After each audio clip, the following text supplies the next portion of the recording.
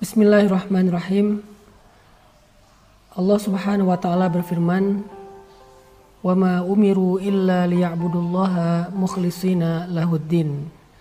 Tidaklah mereka diperintahkan kecuali untuk beribadah kepada Allah dalam keadaan ikhlas dan hanya semata-mata untuk agama Allah. Di dalam sebuah hadis yang sangat terkenal, Rasulullah SAW bersabda, "Innamal a'malu binniyat wa innama likulli imri'in ma nawa." Sesungguhnya semua amal itu, semua perbuatan, semua ibadah tergantung kepada niat. Dan sesungguhnya seseorang diberikan balasan sesuai dengan apa yang dia niatkan. Dalam hadis yang lain Nabi juga bersabda, sesungguhnya Allah tidak melihat kepada rupa kalian, Allah tidak melihat kepada perbuatan kalian, Allah tidak melihat kepada harta kalian, tetapi Allah melihat ke dalam hati kalian.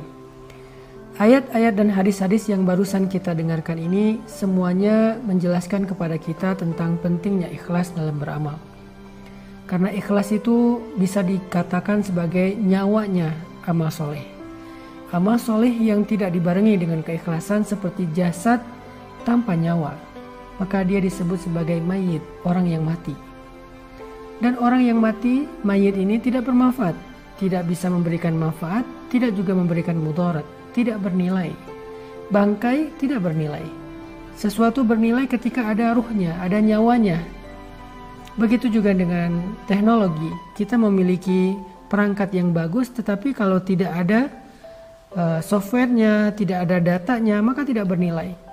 Masihkah kita ingat ketika misalnya kita mengalami musibah, handphone kita rusak, laptop kita rusak.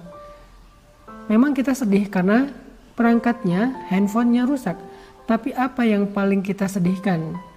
Rasa kehilangan apa yang paling besar muncul ketika handphone kita rusak? Bukan handphonenya, kita bisa membelinya. Tetapi yang paling berharga yang kita ngerasa kehilangan itu adalah datanya, fotonya, chatnya, beberapa file yang sengaja kita simpan di perangkat itu. Itulah nilainya ikhlas di dalam amal. Sehingga kata Nabi, Allah tidak melihat perangkatnya, Allah tidak melihat packagingnya, casingnya, tetapi Allah melihat data yang ada di dalam perangkat tersebut. Kalau kita analogikan dengan perangkat ataupun handphone. Makanya niat ikhlas itu menjadi syarat yang sangat penting dalam beramal. Orang bisa saja beramal dengan amalan yang luar biasa sampai membuat malaikat merasa cemburu. Tetapi kalau niatnya melenceng, maka amalannya sama sekali tidak bernilai di mata Allah Subhanahu wa taala. Bagaimana cara kita belajar tentang ikhlas agar amal kita diterima oleh Allah dan Allah membalas kita pahala ataupun jaza balasan itu tergantung niat, bukan tergantung amalan. Ada orang yang beramal dengan amalan kecil tetapi karena niatnya karena Allah, maka Allah membalas niatnya. Ada bahkan orang yang ketika beramal dia salah, dia keliru, dia lupa, tetapi niatnya benar, maka Allah memberikan dia balasan seperti niatnya, bukan seperti amalannya. Bagaimana cara kita belajar ikhlas, teman-teman? Salah satu di antara cara belajar ikhlas itu adalah belajar memperbanyak amal rahasia. Karena amal soleh itu ada dua, ada sirran, ada alaniyatan. Ada sirran, ada jahran. Amal itu ada yang rahasia, ada yang tampak.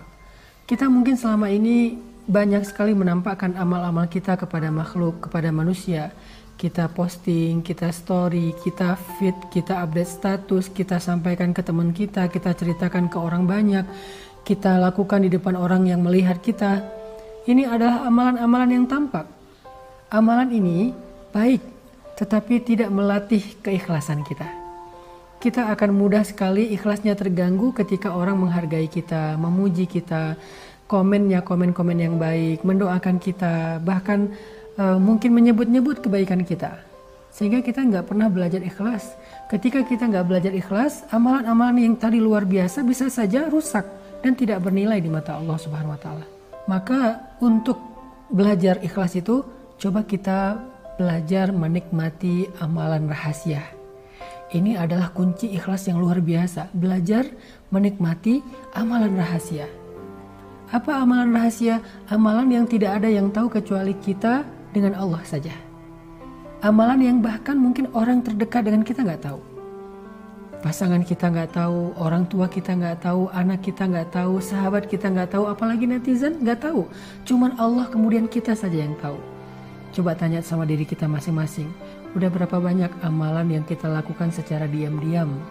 Udah berapa lama kita melakukan satu kebaikan secara rahasia, biar Allah saja yang tahu. Kita sama sekali nggak ingin manusia tahu. Bahkan kita merasa sedih ketika ada orang yang tahu. Kita merasa sedih ketika ada orang yang mendapati atau melihat kita melakukan itu. Apalagi sampai dia menceritakan kepada yang lain. Kita akan bermohon kepada dia. Kita akan begging sama dia, please jangan ceritakan ini kepada siapa-siapa. Kenapa? Karena kita nggak ingin ada siapapun yang tahu. Disitulah kita belajar ikhlas. Tanyakan kepada diri kita, berapa banyak amalan yang kita lakukan secara diam-diam? Berapa banyak? Berapa lama? Disitulah kita belajar ikhlas. Kalau kita udah biasa menikmati amalan yang hanya kita tujukan di hadapan Allah, amalan zikir, sholat, tilawah, sedekah, kita lakukan secara dawam dalam waktu yang lama dan kita tetap menjaga kerahasiaannya daripada manusia, insya Allah kita termasuk orang yang mukhlisin lahuddin. Orang yang seperti ini gak mudah digoda oleh syaitan. Makanya syaitan mengatakan illa ibadakal mukhlasin, kecuali hambamu yang ikhlas. Itu sulit sekali untuk digoda oleh syaitan. Dia susah digoda untuk ria, sombong, besar kepala, bangga diri, sum'ah. Gak bisa. Kenapa? Karena amalannya rahasia antara dia dengan Allah saja. Ada beberapa kalimat dari ulama yang luar biasa tentang bab ikhlas yang saya pernah mencatat. Di antaranya kata Imam Ibnul Qayyim Al-Jauziyah, ulama ul-wa'z, ulama yang sering memberi nasihat-nasihat yang luar biasa. Kata Imam Ibnul Qayyim Al-Jauziyah, orang yang beramal tetapi tidak ikhlas itu ibarat seorang musafir yang mengisi bawaannya dengan pasir dan batu, dan bawaan itu tidak bermanfaat bagi dia, hanya memberatkan punggungnya. Itulah orang yang beramal tetapi tidak ikhlas. Rugi ya, kita beramal capek-capek tetapi tidak bernilai di mata Allah Subhanahu wa taala.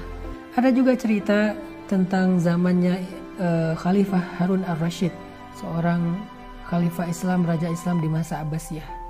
Disebutkan bahwa di antara prajurit-prajurit Harun ar-Rasyid, para mujahid, para tentara, para pembela negara, di antara prajurit-prajurit Harun ar-Rasyid itu ada prajurit yang kalau di kita disebut Kopassus, pasukan khusus yang berjumlah 20.000 orang. Kenapa mereka disebut Kopassus, pasukan khusus? Bukan hanya karena mereka ahli, bukan karena skill mereka, tetapi yang luar biasanya Kopassus di zaman Harun ar-Rasyid ini disebut pasukan khusus. Pertama, mereka tidak tercatat di dalam catatan para prajurit secara resmi. Tidak dicatat. Kenapa tidak dicatat? Agar tidak diketahui oleh siapapun. Yang kedua, mereka tidak pernah mengambil gaji mereka, hak mereka, karena mereka sudah mengikhlaskan semua perjuangan mereka untuk diketahui oleh Allah saja dan mendapatkan jaza balasan hanya dari Allah saja. Itulah Kopassus di zaman Harun ar-Rasyid. Mereka tidak dicatat, tidak terdaftar, yang tahu hanya Harun ar-Rasyid, dan mereka beramal tidak ingin diketahui oleh siapapun, oleh rakyat Irak, oleh rakyat kaum muslimin, dan mereka tidak pernah mengambil gajinya. Luar biasa ya. Yang terakhir, ada 3 ciri orang yang ikhlas. Ciri yang pertama, orang yang ikhlas itu khauf minasyuhrah wal ihtimam ad-daim lin nafsi bitafrid. Al khauf minasyuhrah wa mahabbatul amal as-samit. Itulah ciri yang pertama. Orang yang ikhlas itu takut terkenal, takut diketahui orang, takut dibicarakan orang, takut dipuji orang. Kita kadang-kadang kecewa kalau ada kebaikan kita tidak dihargai. Tapi orang yang ikhlas justru takut ketika dihargai. Kita kadang-kadang ngerasa kecewa ketika amal baik kita itu tidak dipuji. Orang yang ikhlas justru takut dipuji, bahkan dia menangis ketika dipuji. Kita kadang-kadang ngerasa kecewa ketika ada yang kita lakukan luar biasa, tidak diketahui orang banyak, tidak di like, tidak di komen, tidak di view, tidak di repost. Orang yang ikhlas justru takut ketika di repost, takut ketika di view, takut ketika di like. Apakah kita seperti itu? Ciri yang kedua kata para ulama, irda'ullah walau bi iskhatin nas. Dia lebih mengutamakan ridha Allah walaupun dia dihina oleh makhluk. Buat dia gak apa-apa ketika dia dihina, direndahkan, diremehkan oleh manusia selama Allah ridho kepada dia. Ridho siapa yang kita cari? Ridho istri kah? Ridho suami kah? Ridho orang tua kah? Ridho pasangan kah? Ridho sahabat kah? Ridho followers kah? Atau ridho Allah? Dan yang terakhir, adamul ihtimam bin nata'ij bal bil amal wal jihad. Orang yang ikhlas itu tidak terlalu perhatian dengan hasil. Ada orang yang ketika beribadah, berdoa, kemudian hidupnya tidak semakin membaik, kerjaannya tidak semakin sukses, karirnya tidak semakin melejit, dia kecewa dengan ibadahnya. Dia bertanya kepada Allah, ya Allah, kurang apa lagi dari saya? Seolah-olah Allah itu tidak menghargai kebaikan dia, ibadah dia. Ini bukan orang yang ikhlas. Orang yang ikhlas, dia beribadah kepada Allah, dia mengharapkan kebaikan di sisi Allah, tetapi hasil yang dia dapatkan dalam kehidupan dunianya tidak akan mempengaruhi semangat ibadahnya. Mudah-mudahan kita termasuk orang yang ikhlas di bulan Ramadan dalam semua amal-amal soleh kita. Ingat, catat, belajar ikhlas salah satunya adalah dengan menikmati ibadah rahasia. Barakallahu fikum.